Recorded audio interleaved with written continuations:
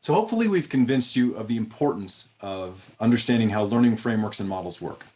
So now let's jump in and start talking about some of those frameworks. But before we do that, I think we have to talk about learning.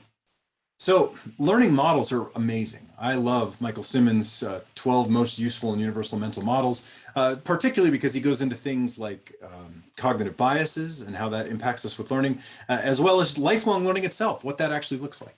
But see, in order to do that, you have to make up those models with a whole bunch of pieces. So we really have to understand those pieces.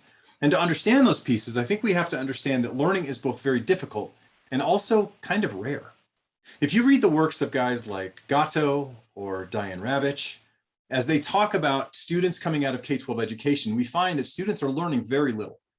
They basically learn some literacy and some numeracy because they practice it so often and nothing else is really learned. We packed way too much information into too little time, make them cram it in so they can take a test, which is why when they take that same test 6 months later, they don't do very well. And the same thing holds true in college. Students are going into that same environment, not really understanding how to learn very well. In fact, if you look at Aram and Roxa and the information they provide, students aren't getting any more mature. They're not learning how to critically think. They're not learning how to problem solve. And a lot of these kinds of studies are brought out in these large books, like you see in Cracks in the Ivory Tower or in the Case Against Education by Kaplan, that basically says there's no measurable improvement in learning in most educational contexts. The reason for that is because learning is so hard and because we don't necessarily treat it the way we should, but it also makes people really reticent to use learning frameworks. Those learning frameworks are often overly simplistic. And so on one level, we know it. We know that it's not quite as easy as you get this and then you get the next, then you get the next, and now you've learned it. It doesn't work that way. Learning is very messy. It's more like what you see down there. But we know that there are some things that do improve factors of learning. Active learning, for example, is a massive improvement to try to get to a place where students are actually learning the things you're trying to teach them rather than just pulling away some individual components that aren't really that important. Those active learning studies are crucial when you start to notice that students do measurably better in active learning environments over and over and over again in every discipline than they do when it's a largely lecture-based environment. So if we start looking at what it takes to be an active learning instructor, well, now we have to start paying attention to the literature. We have to look at the research, and we have to read, and we have to read, and we have to read, and we have to read. And so at that point, you may say, well, there's too many articles out there. There's too much research. Let me look at a few books that really synthesize it. And there are some excellent books out there. Some of my favorites are Kirshner and Hendricks talk about how learning works. At the same time, I'm a big fan of Brown's work in Make It Stick and the other researchers that talk about desirable difficulties. But see, if you really want to understand learning and you want to be a master teacher in terms of doing it, you have to read not just these two books. You've got to read a lot of books. There's a lot of stuff out there about the cognitive process, about what it takes to learn. But then you will also start to notice that it's not just about the cognitive process. Learning requires the whole student. It requires affection and conation, and we have to pay attention to those. Take a look at one of our other master classes on SEL, and you'll get a nice sense of what some of those things are. But then the teacher in me, the professor in me, understands that you also have to be an expert communicator. Regardless of modality, you've got to understand how to communicate verbally, non-verbally, with digital means, through engaging via culture, norms, persuasion. You've got to understand these things. So maybe you say, okay, well, I don't have time for that. I'm going to have to just follow a person or two. And again, there's some excellent people to follow. I hope that you'll follow me at Borden J on Twitter or ProSpeaker on LinkedIn. I hope you'll follow D2L as we try to bring more thought leadership to the notion of teaching and learning. But again, you can't get away with just following one or two people. You don't know what they know. You're only going to get sound bites and tidbits of what they know. You're going to have to explore this yourself so that you can get to a place where you can actually leverage models for learning. One of my favorite models of all time for the educational process is this one. I helped build it. But it really gives the sense that as you move through time, we're trying to push students up and up and up in terms of outcome and in terms of what they're understanding and cognition. And you're putting different assets in the way and things like that. These models help us sort of frame what it is that we're trying to do. Because we know that the transactional model that we were all raised with in education doesn't work very well. It works better for people who like education, which is not many people. But for people who don't like education, and even for some who do, it's not a good model. The idea that if I say something, you will learn it, or if you see something, you will learn it, really doesn't hold true very much of the time. It's not a transaction. So we need frameworks that help us take all of those disparate pieces of thousands of chunks of information and put them into meaningful practices if we can get them. That's one of the reasons that I like Dr. Stephen Carroll's note-taking technique. He's a neuroscientist that talks about how most of us weren't ever taught to take notes. And so we don't take notes very well. We write out word for word what people are saying. We highlight and try to think that that does anything. It does nothing. And so if you look at his method, it's pretty simple. You take on the left side, you put words in as few words as you can for the note. You reinforce it with a drawing over on the right. And then down at the bottom, you put a so what. If you want to increase your retention of that information, study it before you go to bed that night. There's all kinds of nice frames that you can use. And I use this framework not only when I teach people about note-taking, but when I take notes myself. When I went through the book, Make It Stick, and I read about desirable difficulties, I used this note-taking technique to help me remember what it was I wanted to keep in mind as I went out to present this to other people. And so the book, Make It Stick, is a great place to start. See, for me, Make It Stick had 55, 60, 65 really powerful ideas, but some of them were much more impactful than others in terms of the breadth of the number of students that they would apply to. And so what I did was I took this work and I created a framework for myself. It's a simple stair-step framework that says these 5 things are, in my opinion, some of the most important things that I want to remember every time I go into a teaching and learning context, or any time that I'm teaching others about teaching and learning. That plays its way right into my meta framework of Education 3.0. It talks about the confluence of neuroscience as it meets up with learning design, as it meets up with education technology, and where those things come together, we get that connected neural learning. When that happens, you're looking at a bunch of parts that make that up, including desirable difficulties, which is an element of learning design. So as we start to use these things, we can begin to write about them, just as I have done in some of the chapters that I have out there in books that I have that are currently published. Just like I have taken some of the works of individual books and I've ignored other parts for the time being, and I just went to certain studies.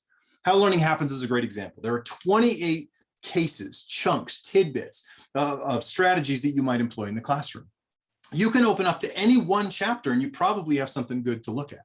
So you might open up to the cognitive load chapter and find the information by Sweller in a nice digestible manner and be able to create a framework talking about the 3 elements of cognitive load, the germane that we want to accentuate, the intrinsic that we want to bring down if we can, and the extraneous that we want to remove if at all possible.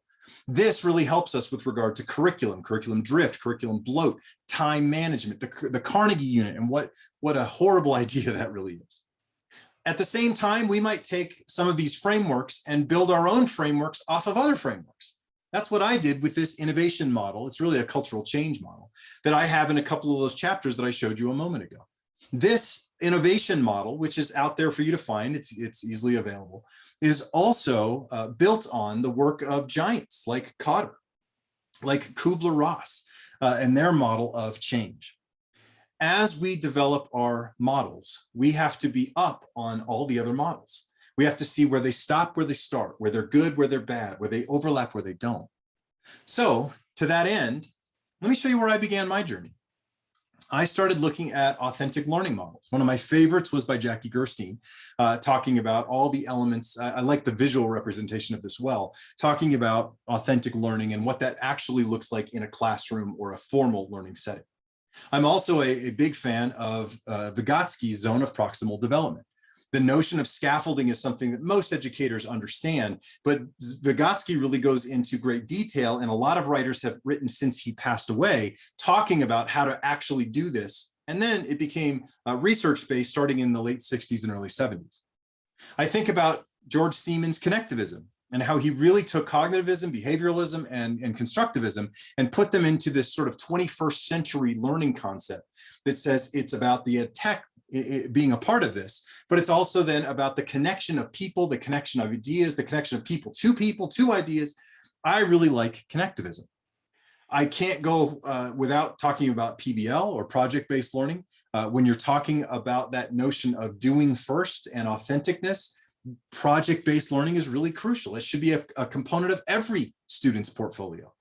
And then I think about things like UDL, the Universal Design for Learning concept. Now, this again, you gotta know other frameworks in order to know how valid some of these things are. UDL doesn't have a tremendous amount of research behind it.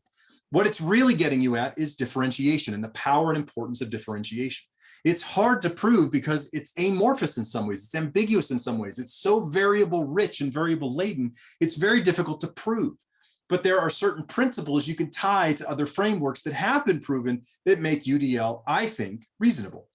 That doesn't mean I'll give it up someday, I might, but for now, I think that it's an extremely reasonable exchange of how to learn. I think about the definitive models that I really like and I have liked for 12, 13, 14 years, like the SAMR model, that talk about how you really want to transform the experience for students. You want to move up the ladder. You want to get them not just replacing their practices with technology, but transforming those practices through technology.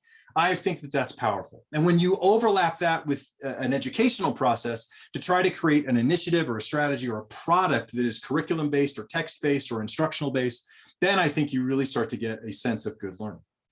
So those are the learning frameworks and models I started with. And here's where I've landed. A lot of those have been synthesized into some models that I have built.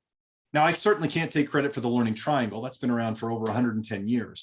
But this particular version of it has made its way out into the world, and I'm pretty proud of the fact that I had something to do with it, talking about the importance of understanding that a human is not just a brain, but they also are a person worried about support and relationships, as well as a person who's worried about mindset and grit and tenacity.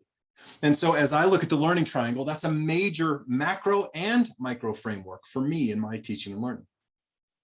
At the same time, as I think about learning theory, I think about some other concepts like going from novice to master and what that looks like, using frames and mechanics as you get people to where they're going. I've applied that same thing to communication and to the science and artfulness of communication to try to get people to utilize persuasion effectively, as well as visual aids correctly, as well as nonverbal behaviors like semiotics. There are elements of this that help you get from beginner to expert. And then I think about the art plot, the storytelling framework that I use. Now, this is not mine. This is based on work from many writers, authors, screenwriters. I got this from Save the Cat, a book by Snyder that came out many years ago. It's a quick read, but it talks about the power and the importance of really bringing someone through a story. All of these, just like that first one I showed you with desirable difficulties, start to get you at a sense of what are the important frames for your teaching and learning experiences. You can even start to pull some of these apart. I think about the generative learning experience here. I've created a separate frame for what I think of as do first learning or generative learning that I show to people. And it's when you know all of these other frameworks that you can really start to stand up and say, you know what? Some frameworks don't hold water. They just don't, they aren't correct. As we talked about in that first video, the whole learning styles concept, that's just not a good way to go through your instructional practices, assuming that people are kinesthetic learning in this context and they're visually learning in this context. It's too variable rich, we can't do it. But then once you're ready and you've got the frameworks you like, you can start to take those frameworks and see how they intersect, how they actually overlap, where the touch points happen to be. And then you can take them and filter them through other things as you're trying to create your instructional assets or architect those learning moments for your students. Once you can do all that, you start to become a master teacher, which begs the very important question. What are your teaching and learning frameworks? What are the models that you use? Knowing that, being able to explain that, being conversant in that will get you really a long way ahead of a lot of practitioners out there in terms of being a master teacher. Good luck and good learning.